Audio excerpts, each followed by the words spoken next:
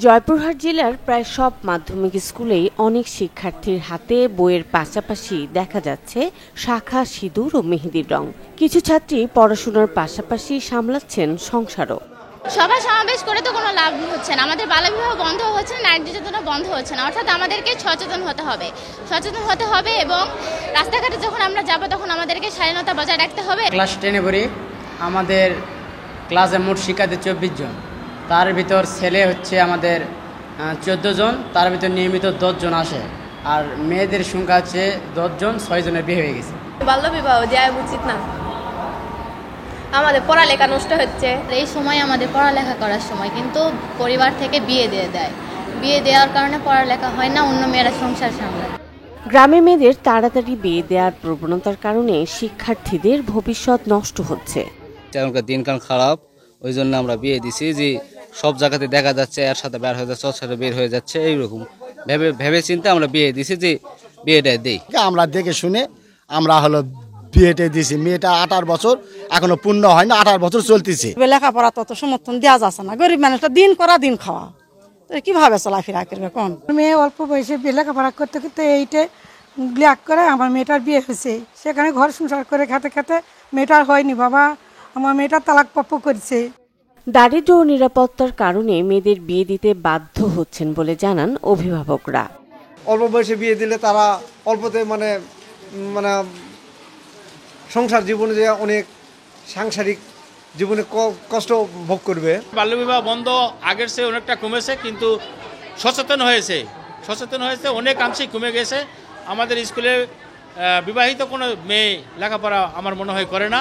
বিবাহ নিয়ে বিভিন্ন জায়গায় সেমিনার, সিম্পোজিয়াম হচ্ছে।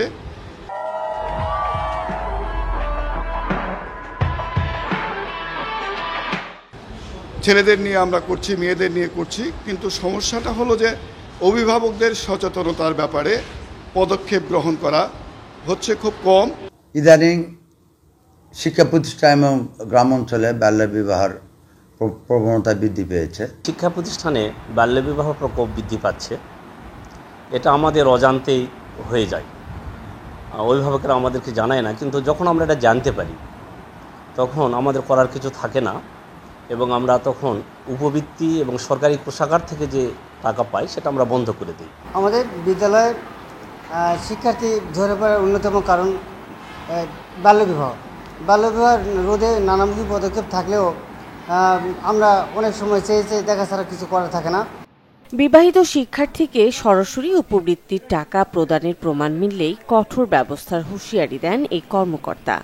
সরকারি বিধিবিধান অনুযায়ী উপবৃত্তির যে টাকা, এটি হলো একটা নির্ধারিত সময় ক্লাসে উপস্থিত থাকতে হয়, যে 70% উপস্থিতি হতে হবে, এবং যদি কেউ ড্রপ আউট হয়ে যায় এবং বিয়ে করে বাল্যবিবাহ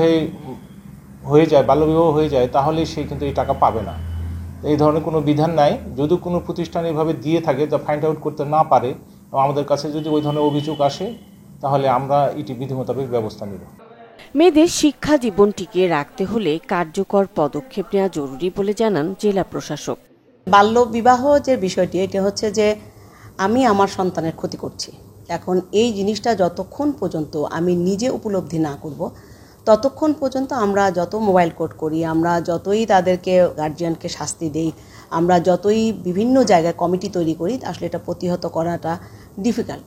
কারণ হচ্ছে ঘরে ঘরে এমন দেখা যাচ্ছে যে আমার জেলার কোনো বাল্যবিবাহ আমরা বন্ধ করলাম, তাকে অন্য জায়গায় নিয়ে বাল্যবিবাহ দিচ্ছে, দেখা যাচ্ছে ঢাকায় নিয়ে হোটেলে বাল্যবিবাহ দিয়ে দিচ্ছে। এখন আমাদের দেশের জনসংখ্যা এত বেশি যে আমরা এভাবে ঘরে ঘরে পাহারা দেওয়াটা কঠিন।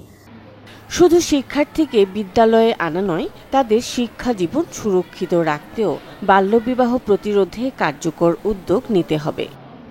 Desk report, channel 24।